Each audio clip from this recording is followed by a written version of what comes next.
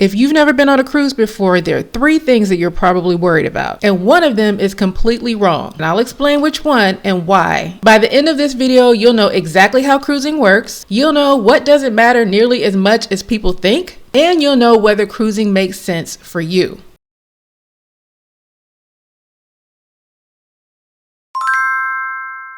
Let's start with why cruising can feel a little confusing from the outside. Here's the part that nobody explains clearly. Cruising feels confusing because you've never done anything like it before. You don't check into a hotel the normal way. You don't drive to your destination. You don't cook or plan meals or go out to restaurants and pay a bill every time you're about to leave. You stay in one place. You don't move from hotel to hotel to hotel. Your brain is trying to compare it to something similar and it can't. And that's why you hear some people say, I don't want to feel trapped. Now hold on to that thought, because in a minute I'll explain why that fear doesn't match the reality at all. All right, let's break this down. A cruise is basically a resort that moves while you sleep. That's it. You're not watching the ocean go by all day. You're not aware of the constant movement. And most of the time you forget you're on a ship at all. And this leads directly into the biggest fear that first-time cruisers have. The what if I feel stuck fear. But the part that they don't tell you until after the cruise is that cruise ships are designed specifically so that people don't feel confined. And in a second, I'll tell you exactly why first-time cruisers are shocked about how much space there actually is. But first, let's talk about ports. Most cruises stop somewhere almost every day. You get off, you explore,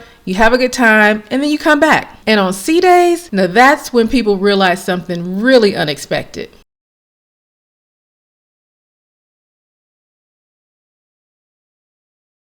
Most first-timers will say something like, I thought that it would feel really crowded, but it didn't. Why? Because cruise ships are designed to spread people out. Dining is staggered.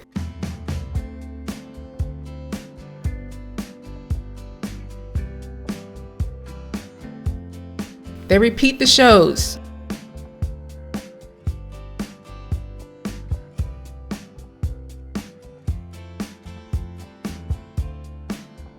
Lounges are everywhere.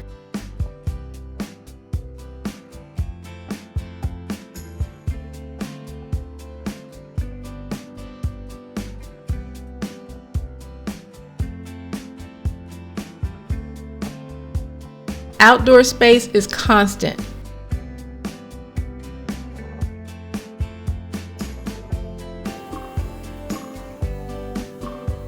All of this is designed to have some people here in this venue, some people here in this venue, some people out there doing that, some people over here doing this, so that it's actually not crowded. Not everyone is in the same space at the same time, ever. And that ties directly into this next confusion point. People think cruising is either everything is free or they're gonna nickel and dime me for everything. And neither of those is true. Here's the real deal. Your room, transportation, most meals and entertainment, all included. And anything extra is totally optional. And once first-time cruisers understand that, something interesting happens.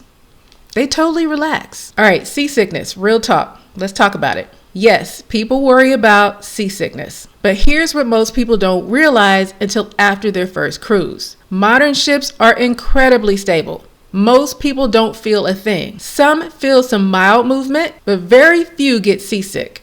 And there are some simple ways to reduce that risk, which I'll cover in another video. So who's cruising really for? Well, cruising works best for people who want options with no pressure, who don't want to plan every detail, who like variety without all of the logistics and planning. So it's not about being a cruise person. Most cruise lovers didn't think they'd like it either. They just tried it once and then you're hooked.